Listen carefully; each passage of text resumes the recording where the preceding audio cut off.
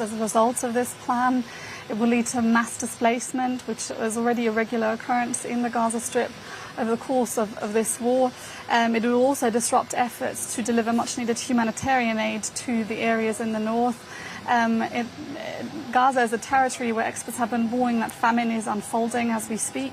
It will also likely lead to more devastation as soon as the IDF launches its ground operation in Gaza City. All of this despite warnings even from the IDF itself that this could endanger the lives of the remaining living hostages in Gaza, some of which could be held in Gaza City itself. The plan does seem to fall short of what Prime Minister Benjamin Netanyahu said in that interview on Fox News, where he outlined his intention to fully occupy Gaza. Although that doesn't mean that it won't happen, it could also mean that it will happen at a later stage. The goal, according to the government, is to essentially achieve a decisive victory over Hamas, to eliminate Hamas in the Gaza Strip.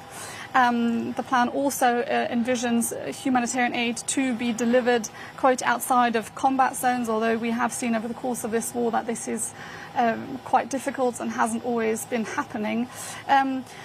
Now, of course, this operation will not happen overnight. This plan will not unfold overnight. The IDF will take time. It will take days, if not weeks, to call up reservist forces, to carry out troop deployment for a push into Gaza City, and also allow for the residents in Gaza City to move.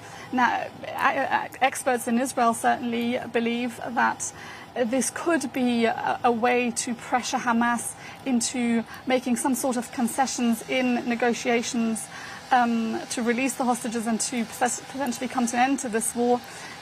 These negotiations, however, so far have stalled. You mentioned the hostages, Emily. 50 are reportedly still being held in Gaza. Their families have been protesting for their release. What are we hearing from their families at the moment? I mean, how are they coping with what's happening? Well, the families of the remaining living hostages and also of the deceased hostages are extremely worried. They are extremely frustrated. They are anxious. They want to see their loved ones back. Many of them were protesting last night outside a cabinet session.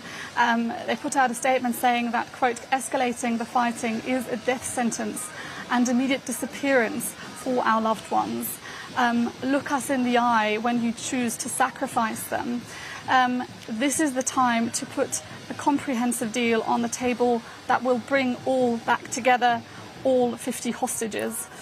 This comes at a time when dissent against the government's plans to expand the war has been growing louder.